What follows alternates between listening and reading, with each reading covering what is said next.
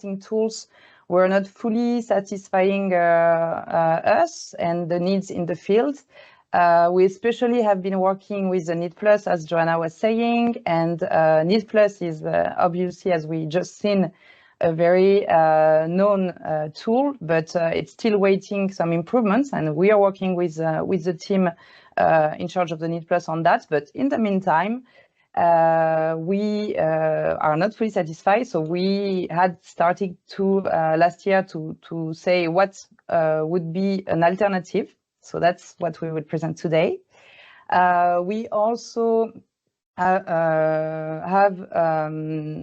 also believe that the real added value of environmental screening is when the result is in adjusting your project to really make it operational and concrete, the inclusion of mitigation measures.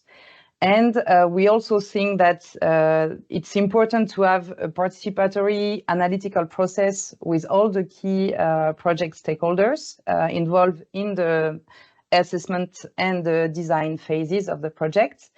And that is how we came to think of this matrix.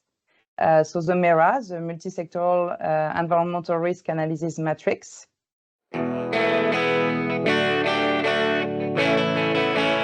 What it is, this matrix intends to identify, to help the field teams to identify the potential environmental risks and the associated mitigation measures of those risks.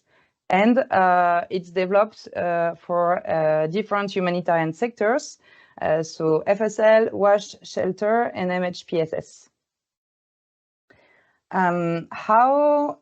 So in this matrix that you will see in a few minutes, we have listed the risks on the environment of humanitarian activities and the associated mitigation measures.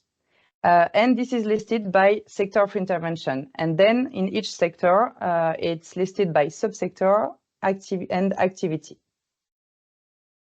So the when you should be used this matrix. So we think that this matrix should be used especially during the project design. So to help you to effectively integrate the resources to be able to implement environmental mitigation measures in your project. So ahead of, during the project design phase. And who can use this matrix? So this matrix is aimed to be used by project managers, project coordinators, and technical advisors. But then those persons will obviously include many other key project stakeholders in the use of this matrix. But those are the ones that will lead the use of the MERA matrix.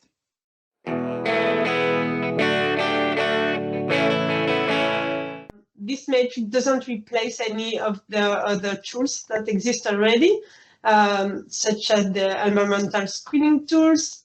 We heard about Need Plus, but there is also EST, other screening tools. The idea is that we link in the matrix, we have links to those matrices that we recommend because they are very complementary. So very important to know that we are not replacing any existing tool.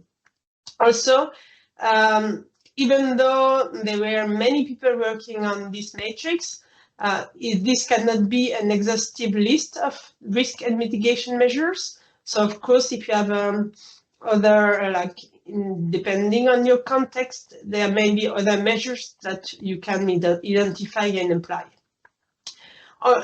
This is not context specific. That means that you need to work with your teams on the ground to adapt the mitigation measures to your specific context.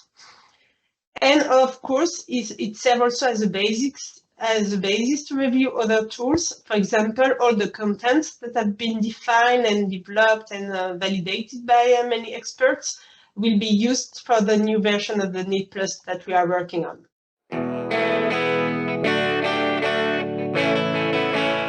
How to use the matrix. The idea is that, as Swazik said, it's not contextualized. So you need to sit down with your colleagues, with the stakeholders of your project, to understand what it is you want to do in your project activity, and to look at the matrix and to put it in regard with what you want to do, so that you can extract what risks are related to your activities, and to identify which of the mitigation measures that is proposed in the matrix is most applicable to your specific project. So when feasible, going through a workshop and going through a discussion with your colleagues from different sectors, but also with the stakeholders of the project, would be quite necessary. And again, from there, you can identify your activities, so all of the activities that you will be implemented, and pick what mitigation, what adaptation, what measure you can implement. And from there, you will have to identify what you need to do in order to implement this mitigation measure. So again, the idea, as for a NEED Plus, as for other screening tools, the idea is to do this exercise ahead of your project development, so that you can actually fund for it, you can actually prepare for it, plan for it.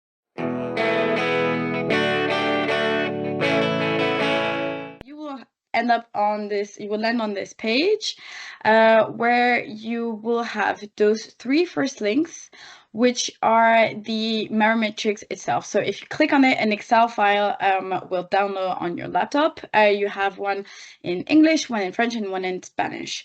You can also have access to the presentation sheet. The presentation sheet has all the methodology that we've talked about today and even more. And it is really to go with the MERA Matrix if you want more information. It's also available in French, English, and Spanish.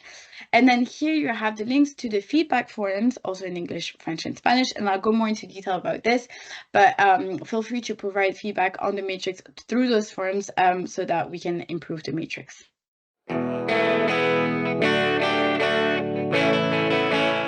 So basically an Excel file, old-fashioned way, very user-friendly and simple.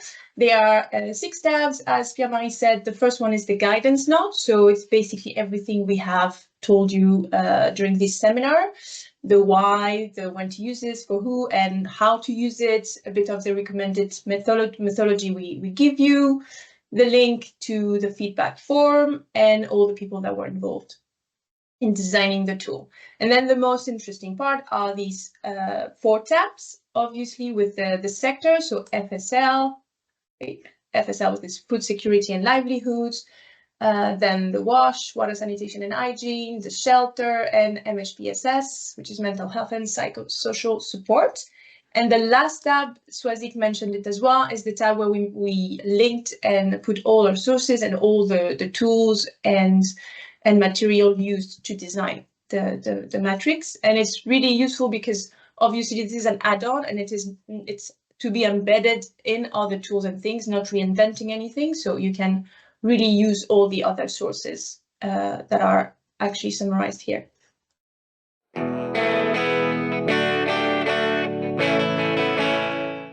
So if you have a proposal for an FSL project or a WASH or whatever, you select the tab that is relevant for you. And then extremely simple, you would just select then the subsector. So you have the filtering feature. You look at it. Let's say we want to look at the income generating activity business support. You select it, you click OK, and then it will skim and filter it for you. And that's again, so then it will give all the potential activities that can go with this subsector. So you already have quite a lot. And maybe you can also filter this activity to adapt it to your proposal and your project, or keep all of them. Doesn't matter. I'm not an FSL expert, but let's say I want to look at selection of business and income generating activities. And then you see it filters again, and then you have actually on these 2 activities, you have only 2 potential environmental risks that have been listed. Again, it's non-exhaustive. It doesn't mean there are not other ones existing, but at the moment, this is what our matrix offers you. And this is where it really comes into place, the fact that you need to sit or you need to have this discussion about it, because you need to select, to prioritize and adapt actually these risks and mitigation to your project and to the context.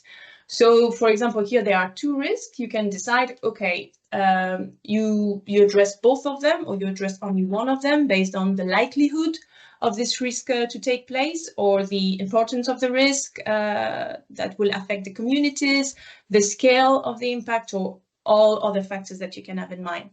And once you've decided on this, you can decide, you do the same thing, let's say, with the mitigation measures. Here, for example, for the first row, you have many mitigation measures on the first risk. And you do the exact same exercise, trying to select, prioritize, and adapt to your project. So same thing, you can think, okay, do we address all of them? Are we able to do it? Is it feasible financially, technically? Does it fit also the timescale of the project? And you have this discussion, you contextualize it, and then you select and decide what you want to address and also implement in your or use in your proposal, right?